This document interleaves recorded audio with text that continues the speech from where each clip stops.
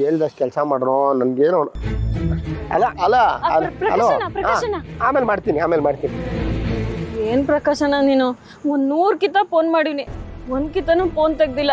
ನಿಮ್ಮ ಮನೆ ತವನೂ ಬಂದಿದ್ದೆ, ಆದ್ರೆ ನೀನ್ ಸಿಗ್ಲೇ ಇಲ್ಲ.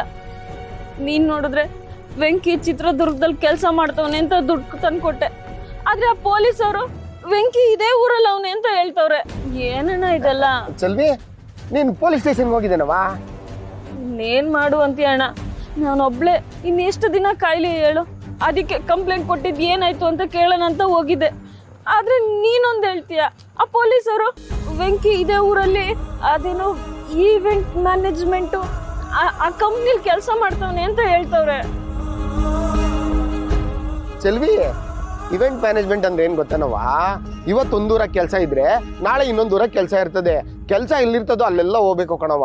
ನಮಗೆ ಲಾಸ್ಟ್ ಟೈಮು ವೆಂಕಿ ಚಿತ್ರದುರ್ಗದಲ್ಲಿ ಸಿಕ್ಕಿ ದುಡ್ಡು ಕಟ್ಟು ಕಳಿಸಿದ್ದ. ಇವತ್ತು ಅವ್ನ ಕೆಲಸದ ಮೇಲೆ ಇಲ್ಲೋ ಇರ್ತಾನೆ. ಅದಕ್ಕೆ ಅವನು ನಿಂಗೆ ಸಿಕ್ಕಿರಲ್ಲ ಕಣವ. ನೀನೇನು ಟೆನ್ಷನ್ ಮಾಡ್ಕೋಬೇಡ ಕಣವ.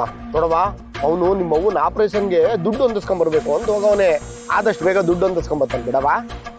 ಅಲ್ಲ ಕಣಣ್ಣ, ಒಂದೇ ಊರಾಗಿದ್ಮೇಲೆ ಒಂದೇ ಒಂದ್ಕಿತ ಮನೆಗೆ ಬಂದು ಹೋಗ್ಬೋದಲ್ವೇನಣ್ಣ? ಅದು ಏನ್ ಗೊತ್ತೇನವ, ವೆಂಕಿ ನಿಮ್ಮ ಅವ್ವನ ಮೇಲೆ ತಾನೇ ಗೌರವ ಇಟ್ಕೊಂಡನ್ ಕಣವ. ನಿಮ್ಮ ಅವ್ವನ ಆಪರೇಷನ್ಗೆ ದುಡ್ಡು ಹೊಂದಿಸ್ಕೊಂಬರ್ಬೇಕು ಅಂತ ಹೋಗವನೆ. ಅವನು ದುಡ್ಡು ಹೊಂದಿಸ್ಕೊಂಬರೋವರೆಗೂ ಯಾರ ಹತ್ರನೂ ಮಾತಾಡಬಾರ್ದು ಅಂತ ಪಣ ತೊಟ್ಟಿರ್ಬೇಕು. ಅದಕ್ಕೆ ಅವ್ನು ಯಾರಿಗೂ ಫೋನು ಮಾಡಿಲ್ಲ, ಮಾತು ಆಡ್ತಿಲ್ಲ.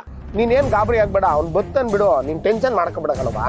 ನಂಗೆ ಹೊಸಿ ಕೆಲಸ ಅದೇ, ನಾನು ಬತ್ತೀನಿ ಕಣವ. ಅಣ್ಣ ಅಣ್ಣ, ವೆಂಕಿ ಜೊತೆ ಕೆಲಸ ಮಾಡೋರ್ದು ಯಾರ್ದಾದ್ರೂ ನಂಬರ್ ಇದ್ರೆ ಕೊಡೋಣ. ಇಲ್ಲ ಕಣವ, ಆ ಥರದವ್ರದ್ದು ಯಾವ್ದಾದ್ರು ನಂಬರ್ ಸಿಕ್ಕಿದ್ರೆ ನಾನು ಮೊದಲು ನಿಂಗೆ ಕೊಡ್ತೀನಿ. ನಂಗೆ ಹೊಸಿ ಕೆಲಸ ಅದೇ ಕಣವ, ಬೇಜಾರು ಮಾಡ್ಕೊಬೇಡ. ಬತ್ತೀನವ. ಫೋನ್ ಬೇರೆ ಬರ್ತದೆ. ಹಲೋ ಹಲೋ ಅಣ್ಣ. ನಾನು ವೆಂಕಿ ಬಗ್ಗೆ ಏನು ಸರಿಯಾಗಿ ಹೇಳ್ತಾ ಇಲ್ಲ. ನಾನು ಏನ್ ಮಾಡ್ಲಿ ದೇವ್ರೆ, ನೀನೇ ನಂಗೆ ದಾರಿ ತೋರಿಸ್ಬೇಕಪ್ಪ.